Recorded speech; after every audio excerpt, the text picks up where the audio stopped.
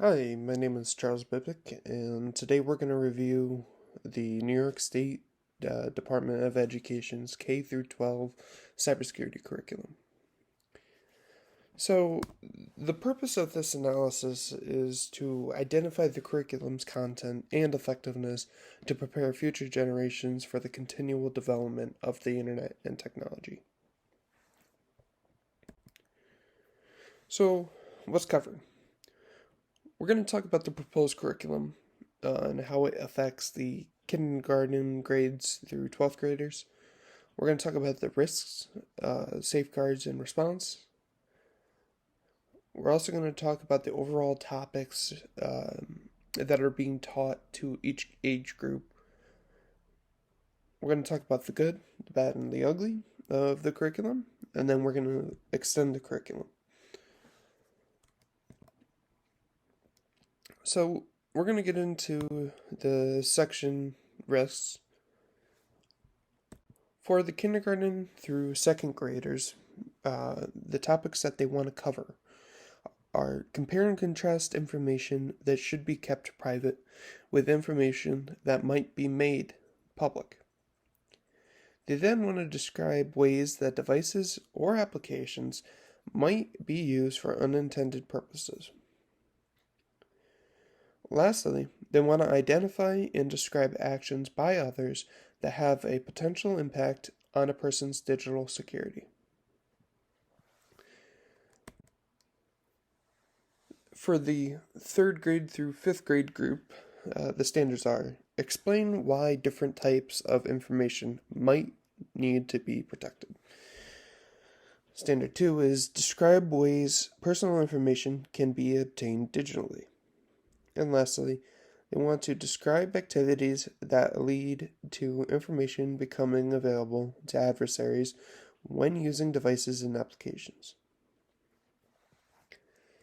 Moving on to 6th through 8th grade, they want to talk about determining the types of personal information and digital resources that an individual may have access to that needs to be protected. Next, they want to describe ways that adversaries may obtain personal information.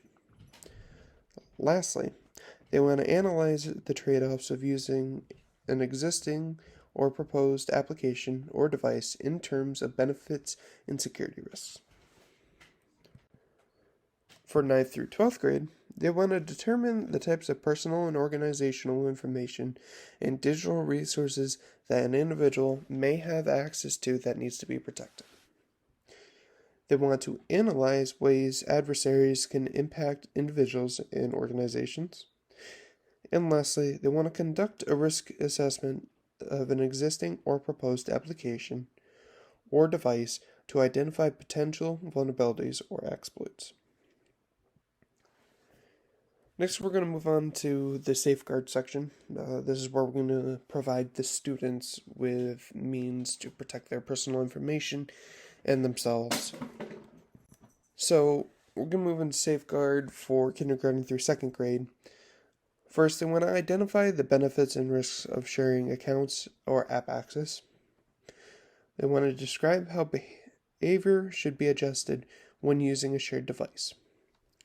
Next, they want to model different ways to transmit information confidentially. Third grade through fifth grade, they want to describe trade-offs between allowing information to be public and keeping information private and secure. They want to describe possible risks and safeguards related to network security. Lastly, they want to model encryption using a strategy from classic cryptography. For the 6th through 8th grade, they want to describe trade-offs of implementing specific security safeguards. They want to formulate recommendations for using networks securely. And lastly, they want to describe the role and limitations of classic cryptography in past and present information security. For 9th through 12th grade, they want to explain specific trade-offs when selecting and implementing security recommendations. They want to formulate recommendations for setting up a secure network and for secure networking options. Lastly, they want to describe some of the applications of modern cryptography in cybersecurity and emerging fields. With that said, we're going to move on to the section response, and we're going to teach students how to triage security incidents.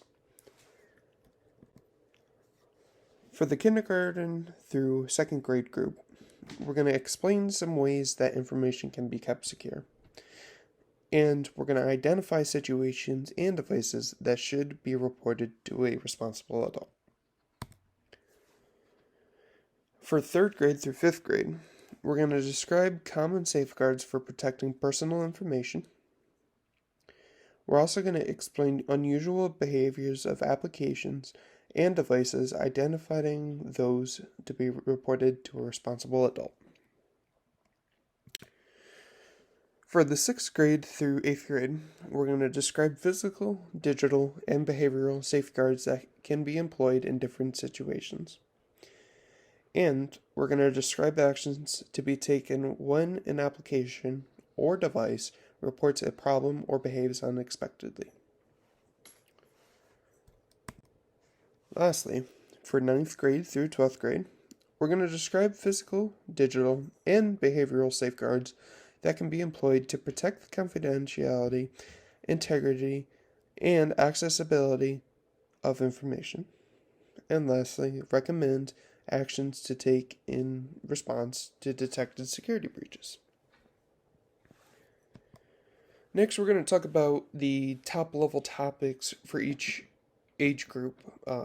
The curriculum defines specifics, and it's important to understand what the top level is. For kindergarten through second grade, for the risk section, they want to teach students about information security. Information is super important to us and basically runs our lives. And there's some information that we do not want to share, and it is very important that we instill information security at the lowest grade possible. We're also going to talk about malicious device and application usage. We're going to move on to safeguard, where shared account and device usage is beneficial and also provides a disadvantage to the students. We're going to talk about, once again, information security, ways to keep the information secure. And then we teach the students how to respond to these incidents. The primary option is to escalate to an adult. We also look at information security, once again, as a response. Third grade through fifth grade, once again, covering information security. This is a concept that is instilled in every grade level and is very important. Then we talk about data harvesting, where we explain to the students what information can be collected and what information is important. Safeguard, we explain to the student public and private information and the importance of each. We then talk about encryption. Encryption is super important, especially to modern day, and also has important history. We also talk about network security. This top level subject and also the standard that was defined is very vague. However, New York State Department of Education goes on to explain that this topic is basically teaching students the differences between HTTP and HTTPS. Response. For the kindergarten through fifth grade sections, the primary action is to escalate to an adult, followed by information security. For 6th grade through 8th grade, we start to talk more about what is possible and what can happen. We talk once again about information security. We talk about malicious information harvesting and the risks of using specific applications or devices. These specific applications or devices include Facebook and other forms of social media like Twitter and Reddit, and certain devices which, if they're open and shared, then you are providing the other user with information. Safeguard. We talk about the security trade-offs. We talk about the amount of time it takes for biometrics or two-factor authentication.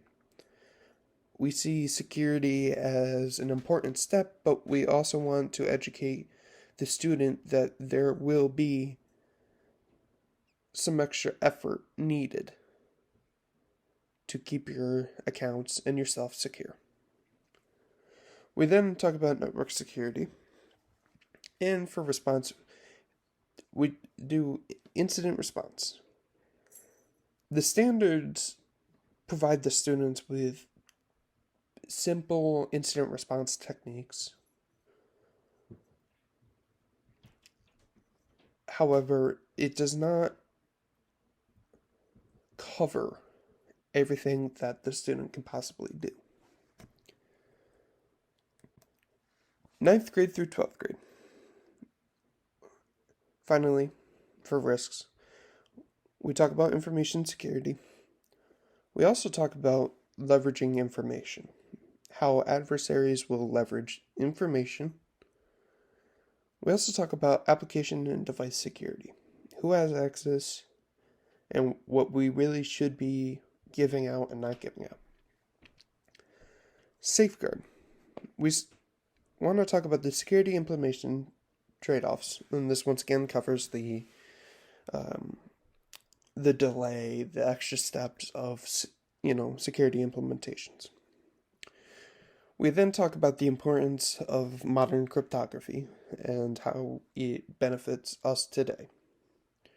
We talk about network security. For a response, we also talk about information security once again, but also incident response in more of a in-depth guide. However, it is still top level. Next, we're going to move on to the good, the bad, and the ugly of the curriculum. I think New York State has done a really good job at defining this curriculum, but it definitely has its good, bad, and ugly. So the goods. It covers the fundamentals of proper internet safety. It also educates the students on the history of cryptography.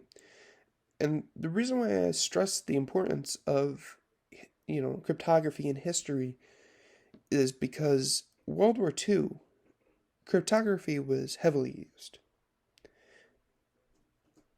Same with World War I.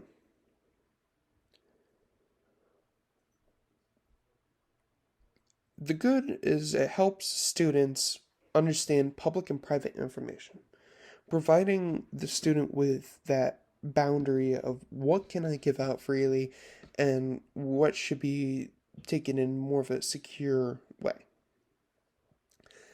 Lastly, this provides the means for students to protect themselves. Hence, not giving out private information, keeping your devices up to date, teaching the students the basics of security and proper internet safety. The bad. Topics may be perceived as too advanced. The top level and also the standards can be quite vague and do not really fully explore what the teacher should be teaching and not be teaching. Something that's super important is the teacher's personal knowledge of internet safety may affect the content delivery. There are a lot of teachers that really do not understand the importance of internet safety or they themselves do not understand what to share or not to share.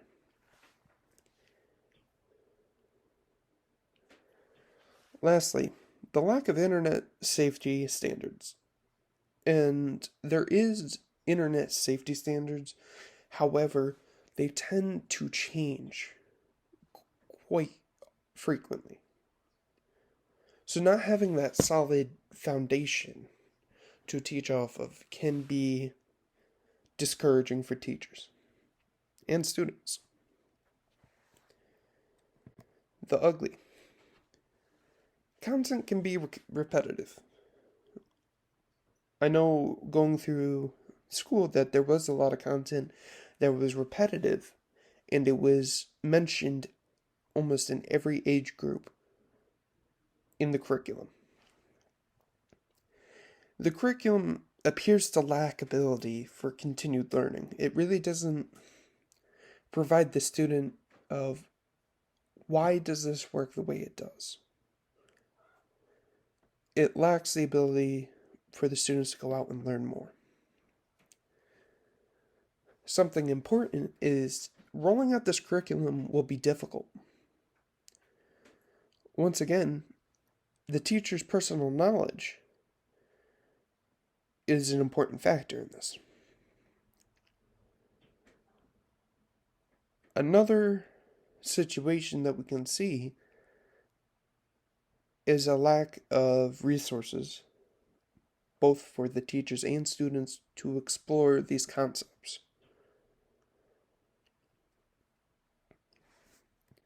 Next, we're going to extend the content, and this is for college. Phishing would be a important concept to extend this curriculum. Phishing is one of the main attacks that we see. We want to teach the concept, the target, and the actors, but also educating students on what phishing looks like, how to handle it, and what information, once again, should we be giving out. The next major concept that I want to expand upon is password security. Passwords are usually the first layer of defense in our private information. Only recently have we explored the means of two-factor authentication and implementing that as a standard. So password hygiene is super important and crucial. Not having too short of a password, and also not using information that can be publicly obtained in your password. You wouldn't want a student to create a password of their address, and you can easily go find the student's address online. Next, we want to talk about malicious software and ransomware. We really want to cover the importance of backups, and we also want to educate these students on what occurs during ransomware attacks.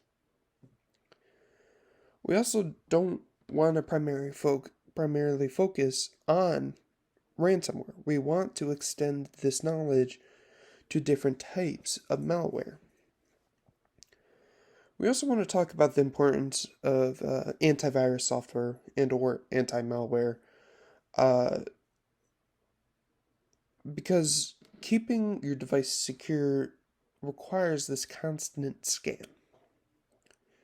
Lastly, we want to cover the updates, keeping your device updated and making sure that there are no vulnerabilities that can be exploited. So closing, I really do personally enjoy New York State's cybersecurity curriculum. I believe it offers a lot of challenges and also a lot of information for students. I believe once the state can refine the curriculum to the point where from top level, it's easy to explain. I believe this curriculum will be rolled out easily. The importance of this curriculum benefits everyone. Students will use this in their personal lives, but also in their career. One challenge you're definitely going to see is educating teachers on this content. These teachers will have to go through a seminar and multiple lessons on the content. But not only does it benefit students, but it also benefits teachers. The school's security ecosystem, if you want to declare it that way, it will become less vulnerable, providing these students and teachers with the means to protect themselves, but also detect security incidents. But overall, I believe New York State did a really good job, and this curriculum is still in the draft stage. So I'm excited to see what will come from it. Thank you, and have a good day.